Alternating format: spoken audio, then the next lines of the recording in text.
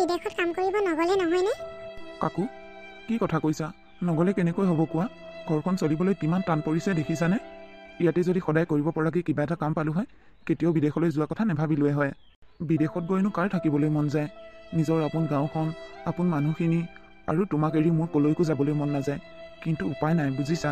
বিদেশলৈ গ'লেতো তুমি নাই বুলি এবছৰ থাকিব লাগিব। এই এবছৰ মই কেনেকৈ অকলে থাকিম? তুমি নোহোৱাকৈ মোৰ এটা ৰাতি থকাটো বহুত টান। তোমাক এৰিতো ময়ো থাকিব নোৱাৰোঁ। কিন্তু কি কৰিবা, এই এটা বছৰ কষ্ট কৰিব লাগিব বুজিছা। এইবাৰ বিদেশৰ পৰা ঘূৰি অহাৰ পিছত আৰু বিদেশলৈ কেতিয়াও নাযাওঁ। ইয়াতে কিবা এটা ব্যৱসায় কৰিব লাগিব। মই তোমালৈ সদায় ফোন কৰি থাকিম, তুমি চিন্তা নকৰিবা। আজিকালি ভিডিঅ' কলত কথা পাতিব পাৰেই যেতিয়া ইমান চিন্তা কৰি থাকিবলগীয়া একো নাই। তোমাৰ লগত মোৰ সদায় দেখা দেখি হৈয়ে থাকিব। তুমি ভালদৰে থাকিবা। কিবা অসুবিধা পালে মাক ক'বা। মইতো মাহে মাহে পইচা পঠিয়াম। কিবা বস্তু দৰকাৰ হ'লে মাৰ লগত গৈ বজাৰৰ পৰা কিনি আনিবা। মোৰ অনুপস্থিতিত ঘৰখনৰ কিছু দায়িত্ব এতিয়া তোমাৰ ওপৰত পৰিব। তুমি হৈছা ঘৰখনৰ ডাঙৰ বোৱাৰী। মাৰ প্ৰতি অলপ যতন ৰাখিবা। হ'ব। মা, মই আহিছোঁ। ভালদৰে থাকিবা। মোক আশীৰ্বাদ কৰিবা। মই যাতে সদায় ভালে কুশলে থাকোঁ। বিনয়, তই এইবোৰ কি কথা কৈছ? সন্তানৰ কাৰণে কি মাক দেউতাকে আকৌ বেলেগকৈ আশীৰ্বাদ দিব লাগে নেকি? সন্তানৰ ওপৰত মাক দেউতাকৰ আশীৰ্বাদ সদায় থাকে। তোৰ ওপৰত মোৰ আশীৰ্বাদ সদায় আছে। তই য'তেই থাক ভালদৰে থাকিবি। খোৱা বোৱাবোৰো সময়মতে কৰিবি আৰু যেনি তেনি অকলে ঘূৰি নুফুৰিবি।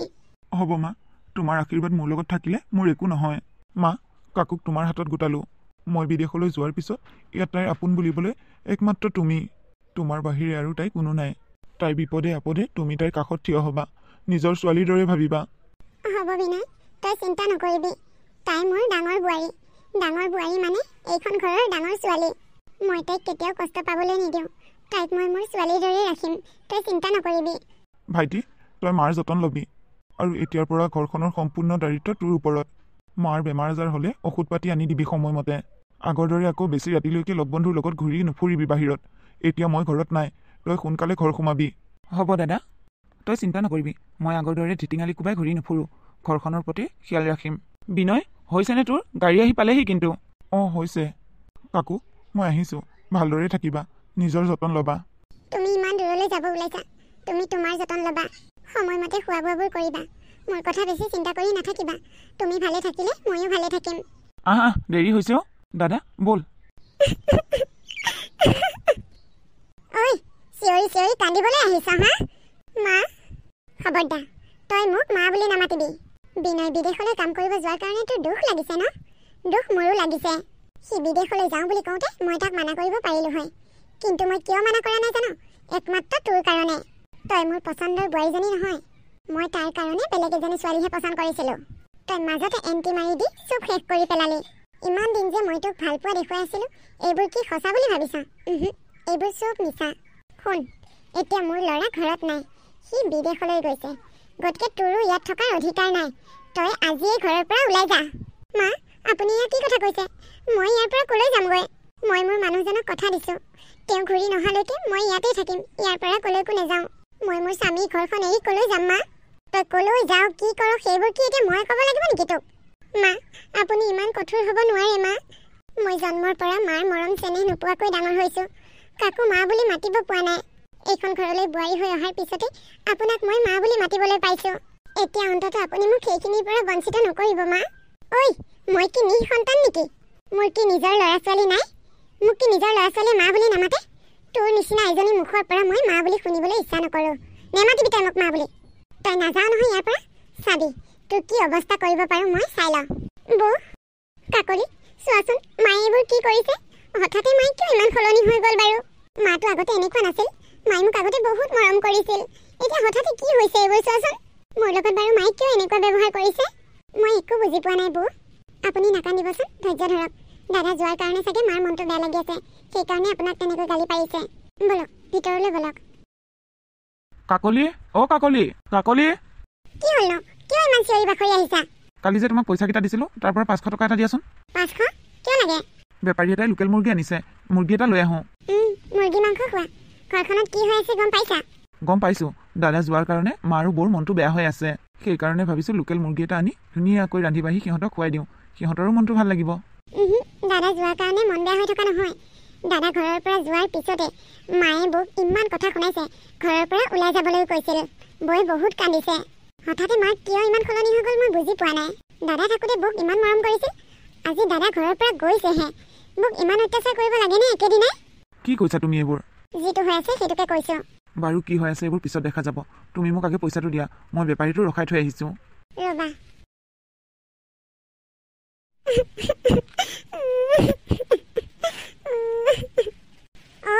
মেম সাহেব ৰুমৰ ভিতৰতে সোমাই সোমাই কান্দি আছ মই কি কথা কৈছো তোৰ কাণত সোমোৱা নাই ন মা আপুনি মোক আপোনাৰ কাপোৰখিনি ধুবলৈ দিছে মই কাইলৈ ধুই দিম দিয়ক আজি মোৰ মনটো একেবাৰে ভাল নহয় মা কি তই মোৰ মুখে মুখে কথা কৈছ কাইলৈ ধুই দিবি মই তোক আজি ধুবলৈ কৈছিলো নে নাই চাবি কিন্তু মই গা ধোৱাৰ আগত যদি কাপোৰবোৰ নুশুকাই তেনেহ'লে তোৰ কি কৰিম চাই ল'বি এনেকৈ ৰুমৰ ভিতৰতে ন কইনাৰ দৰে কান্দি কান্দি সোমাই থাকিলে তোৰ মুখৰ আগতে ভাত নিমিলিব নহয় কাম কৰিব লাগিব তই কি চাইছ এতিয়া বহিয়ে আছ যে মই কোৱা কথাবোৰ শুনাই নাই নেকি উঠ যা হ'ব মা গৈছো মজা এই এনেকৈ বইচ কৰিব লাগিব ৰুবুল ক'ত যাও এনেই চাৰিআলি ফালে যাওঁ তোৰ ককাৰে দৰে তয়ো বিদেশলৈ নাযাওঁ কিয় গাঁৱত এনেই ধিটিঙালি কোবাই ঘূৰি ফুৰিছ যে সি ঘৰখনৰ কাৰণে ইমান কষ্ট কৰে তই তাৰ ওপৰতে ধিটিঙালি কোবাই কোবাই খাইছ মই বিদেশলৈ কাম কৰিবলৈ নগলো তোৰ তাতে কি হলো মই খাইছো যদি মোৰ দাদাৰ ওপৰত খাইছো তোৰ খাবলৈ যোৱা নাই নহয় মোৰ দাদাই বিদেশত কাম কৰিছে মাহে মাহে মোৰ একাউণ্টত টকা ভৰাই দিয়ে আৰু মই ইয়াত বিন্দাছ চলি আছো এইবোৰকে দেখি তই কি জ্বলিছ নেকি মই আকৌ কিয় জ্বলো মই তোক ভাল কথা এটাহে কৈছিলো তই একেবাৰে গেঙেৰি পাতি উঠিছ যা যা যলৈকে যাবলৈ আহিছ তালৈ যা মোক জ্ঞান দিবলৈ আহিছে কি যে অভদ্ৰ লোৱাও মইনো কি বেয়া কথাটো ক'লো তাতে কেনেকে উঠিলেও চালি হাৰাম জাদি আজি তই বাহিৰতে থাক একদম ভিতৰ নোসোমাবি ভিতৰ সোমাব লাগিলে তোৰ ঠেং মই ভাঙি দিম মা আপুনি কিয় এনেকুৱা কৰিছে ক আপুনি যি কৰিবলৈ কৈছে মই দেখোন তাকেই কৰিছো তই তাকেই কৰিছ হা গোহালিৰ গোবৰ পেলালি এতিয়ালৈ যে গোহালিৰ গোবৰ পেলোৱা নাই সেয়া কোনে পেলাব মই পেলাব লাগিব নেকি মা আগতে গোহালি আপুনি চাফা কৰিছিল মই ভাবিছিলো আপুনিয়ে চাফা কৰিলে সেইকাৰণেহে মই সেইফালে যোৱা নাছিলো আগতে কৰিলো বুলিয়ে কি মই এতিয়াও কৰিম নেকি নেলাগে মা এতিয়া আপুনি কৰিব নেলাগে প্ৰয়োজন হ'লে আজিৰ পৰা ময়ে গোহালি চাফা কৰিম তথাপিও আপুনি মোক এনেকৈ ঘৰৰ পৰা খেদি নিদিব মা থিয় হৈ এতিয়া কি চাইছ যা গোহালি চাফা কৰগৈ আৰু গোহালি চাফা কৰি আহি গৰম পানী অলপ বহাই দিবি মই গা ধুব লাগিব কি কৈছো কাণেদি শুনিছ নে শুনিছো মা হ'ব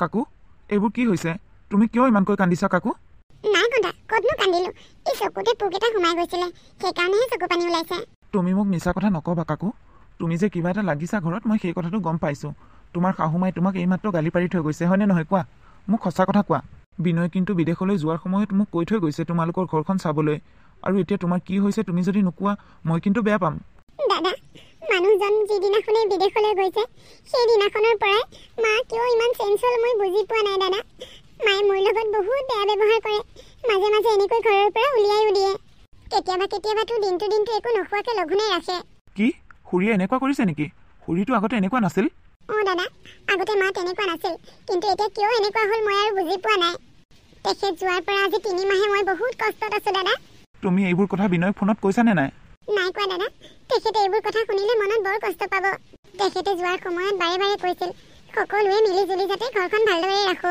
এতিয়া ঘৰখনত হৈ থকা এইবোৰ খেলিমেলিৰ কথা তেওঁ জানিব পাৰিলে তেওঁ তাত শান্তিৰে থাকিব নোৱাৰিব দাদা হ'লেও তুমি তাক কথাবোৰ ক'ব লাগিছিল বাৰু তুমি নকলা নাই ময়ে তাক কম ফোন কৰি কথাবোৰ নকব দাদা এইবোৰ কথা একেবাৰে তেখেতৰ কাণত নেপেলাব তেখেত বিদেশলৈ যোৱাৰ আগত মায়ে মোক বহুত মৰম কৰিছিল নিজৰ ছোৱালীৰ দৰে আৰু তেখেত যাবৰ সময়তো মায়ে তেখেতক কথা দিছে যে মই তাইক ছোৱালীৰ দৰে ৰাখিম এতিয়া যদি এইবোৰ কথা তেওঁক কৈ দিয়া যায় তেনেহ'লে তেওঁ কোনো কাৰণতেই বিশ্বাস নকৰিব তেওঁ মোকেই ভুল বুজিব মই আপোনাক হাতযোৰ কৰিছো এইবোৰ কথা তেখেতৰ কাণত একেবাৰে নেপেলাব সেই বুলিয়ে তুমি কি এনেকৈ সহ্য কৰি গৈ থাকিবা নেকি দাদা মই সহ্য কৰিম তেখেত ঘূৰি অহালৈ মায়ে মোক যিমানেই যি শাস্তি নিদিয়ক কিয় মই সকলো সহ্য কৰিম বাৰু মই আহিছো দিয়া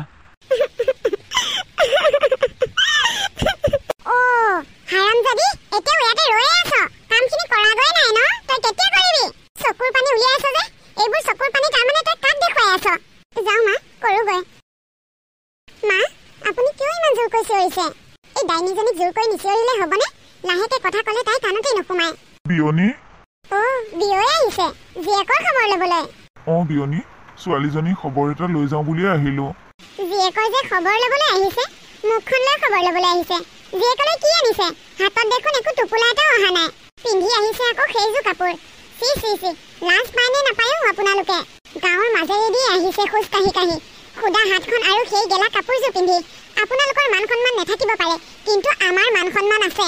মোৰ ঘৰলৈ আহোঁতে এনেদৰে নাহিব, অলপ ভালদৰে আহিব। বিয়নী, মোৰ ভুল হৈ গ'ল, মোক ক্ষমা কৰিব। আচলতে ছোৱালীজনীলৈ যেতিয়া মনত পৰিল, মই সেইবোৰ কাপোৰ কানি হাতত কিবা টোপোলা অনাৰ কথা নেভাবিলোৱে, সাউতকৈ গুচি আহিলোঁ। এতিয়া ৰৈ ৰৈ কি চাই আছে? যাওক, মোৰ ঘৰৰ পৰা এতিয়াই যাওক। আৰু এটা কথা শুনক, ভৱিষ্যতে মোৰ ঘৰলৈ আহিলে যাতে এনেকুৱা গেলা কাপোৰ পিন্ধি নাহে, কৈ দিছোঁ। হ'ব বিয়নী, আৰু মই কেতিয়াও এনেকুৱা পোছাক পিন্ধি আপোনালোকৰ ঘৰলৈ নাহোঁ, কিন্তু মই যোৱাৰ আগতে মোৰ ছোৱালীজনীৰ মুখখন এবাৰ চাই যাবলৈ দিয়ক বিয়নী। তাই গোহালি চাফা কৰি আছে, তাইক মই কামৰ পৰা আহি তোক মুখ চাবলৈ দিব নোৱাৰিম নহয়। যা, মোৰ ঘৰৰ পৰা এতিয়াই যা। মই ছোৱালীজনীক চাম বুলি ইমানখিনি বাট খোজকাঢ়ি আহিলোঁ, আপুনি মোৰ ছোৱালীজনীক এবাৰ মুখখন চাবলৈ নিদিলে। ঐ বুঢ়া, কাৰ ওচৰত চকু পানী উলিয়াই আছ? গৈছনে মোৰ ঘৰৰ পৰা? এইবোৰৰ পৰা তাৰমানে শান্তি নাই। মা, আপুনি বৌৰ দেউতাকক তেনেকৈ ক'ব নালাগিছিল নেকি? হ'ব বোৱাৰী, কাক কেনেকৈ ক'ব লাগে সেয়াতে তুমি মোক শিকাব নালাগে। কাক কি ক'ব লাগে সেয়া মই ভালদৰে জানো। যোৱা, তুমি ভিতৰলৈ যোৱা, মই ৰমলাহঁতৰ ঘৰৰ পৰা আহোঁ। দেউতা, তুমি মোক ক্ষমা কৰিবা দেউতা। মোৰ শাহুৱে আজি তোমাক ইমান কথা শুনাইছে, মই সকলোবোৰ কথা শুনিও মনে মনে আছোঁ দেউতা। তেওঁ তোমাক ইমানবোৰ অপমান কৰাৰ পিছতো মই ওলাই আহি তেওঁক একো এষাৰ ক'ব নোৱাৰিলোঁ। তুমি মোক ক্ষমা কৰিবা দেউতা। আজি যদি তোমাৰ জোঁৱাই এইখন ঘৰত থাকিল হয়, তুমি এনেকৈ অপমানিত হৈ যাব নালাগিল হয় দেউতা। অন্তত তুমি মোৰ ঘৰত বহি একাপ চাহ খাই যাব পাৰিলা হয়। আজিৰ পৰা আৰু তুমি এইখন ঘৰলৈ নাহিবা দেউতা। তোমাক কোনোবাই এনেকৈ অপমান কৰাটো মই একেবাৰে সহ্য কৰিব নোৱাৰোঁ দেউতা, মই একেবাৰে সহ্য কৰিব নোৱাৰোঁ। ছমাহৰ পিছৰ কথা। কাকলি, কি চিন্তা কৰি আছা? শুনিছা, ঘৰখনত এইবোৰ যি হৈ আছে বৌৰ লগত, একেবাৰে কিন্তু ভাল হোৱা নাই। কি কৰিবা এতিয়া কোৱা? মাক ইমান বুজাইছোঁ, বুজোৱাৰ বাহিৰেনো আৰু কি কৰিব পাৰোঁ কোৱা? শুনা, মাক বুজাই থাকি লাভ নাই। তুমি দাদালৈ ফোন কৰা, দাদাক ফোন কৰি মাতি পঠিওৱা। দাদা যোৱাৰ পৰা বৈ কিমান নিৰ্যাতন সহ্য কৰিছে চোৱা। কেতিয়াবা যদি সহ্য কৰিব নোৱাৰি আত্মহত্যা কৰে, তেতিয়া কি কৰিবা কোৱা? কথাটো নোহোৱা নহয়। মই বৌক আগতে কেইবাবাৰো কৈছোঁ এই কথাবোৰ দাদাক ক'বলৈ, কিন্তু বৌয়ে ভয় কৰে। আগতে মায়ে কৰা মৰমবোৰ দাদাই দেখিছে, কিন্তু এতিয়া যে যিবোৰ অত্যাচাৰ কৰি আছে এইবোৰতো দাদাই দেখা নাই। কেনেবাকৈ এইবোৰ কথা ক'লে বৌক বিশ্বাস নকৰিব বুলিয়ে বৌয়ে দাদাৰ আগত কথাবোৰ ক'বলৈ ভয় খাই আছে। আৰু ইমান সহ্য কৰিছে, তথাপিও দাদাক কোনো দিনাখনে কথাবোৰ কোৱা নাই। গতিকে এই কথাবোৰ তুমিয়ে দাদাক কোৱা। পিছত যদি কিবা বিপদ হয় কিন্তু তুমিও খালি নাযাবা, তুমিও ফচিবা, লগতে ময়ো। মই ক'লে দাদাই সকলোবোৰ কথা বিশ্বাস কৰিব। মই দাদাক আজিয়ে সকলোবোৰ সঁচা কথা ক'ম আৰু দাদাক ফ্লাইটত আহিবলৈ কওঁ, যাতে 2 এদিনতে পায়হি। থিয় হৈ হৈ কি চাই আছ? এইটো বেগ ল আৰু ঘৰৰ পৰা ওলা। আজিৰ পৰা এইখন ঘৰত তোৰ কোনো জেগা নাই। মা, মই আপোনাৰ ভৰি ধৰিছোঁ মা, আপুনি মোক ইয়াৰ পৰা খেদি নিদিব। ইয়াৰ পৰা খেদি দিলে মই ক'লৈ যাম মা? আপোনাৰ ল'ৰা অহালৈকে অন্তত মোক ইয়াত থাকিবলৈ দিয়ক মা। মা, মই আপোনাক কথা দিছোঁ, আপোনাৰ ল'ৰা আহি পোৱাৰ পিছত তেওঁ যদি মোক ইয়াত থাকিবলৈ নিদিয়ে, ইয়াৰ পৰা পঠিয়াই দিয়ে, মই তেনেহ'লে কোনো প্ৰতিবাদ নকৰোঁ। মই হাঁহি হাঁহি ইয়াৰ পৰা ওলাই যাম মা। মোৰ ল'ৰা বিদেশৰ পৰা ঘূৰি অহালৈকে মই তোক এইখন ঘৰত ৰাখিব নোৱাৰিম। এনেও তই মোৰ পচন্দ নাছিলি। মোৰ ল'ৰা অহাৰ লগতে মই ক'ম যে তই মোৰ লগত কাজিয়া কৰি নিজেই ঘৰৰ পৰা ওলাই গৈছ, আৰু মই মোৰ ল'ৰালৈ তেতিয়া মোৰ নিজৰ মনৰ পচন্দ মতে চাই এজনী ছোৱালী বিয়া কৰাই আনি দিম। মা, বৌক তেনেকৈ ঘৰৰ পৰা খেদি দিয়াটো ভুল হ'ব আপোনাৰ। সৰু বোৱাৰী, তুমি মনে মনে থাকা। ঐ, কি চাই আছ? গলিনে? মা! বিনয়, তুমি আহিলা বিনয়? বিনয়, তই খবৰ খাতি নিদিয়াকৈ আহিলি যে? ভালেই হ'ল বাৰু, তই আহিলি। তই একদম ভাল সময়তে আহি ওলাইছহি জান। তই যোৱাৰ পিছৰে পৰা বোৱাৰীয়ে মোৰ লগত ইমান অত্যাচাৰ কৰিছে, মোক তাই ঘৰৰ পৰা কেইবাবাৰো উলিয়াই দিবলৈ খুজিছে।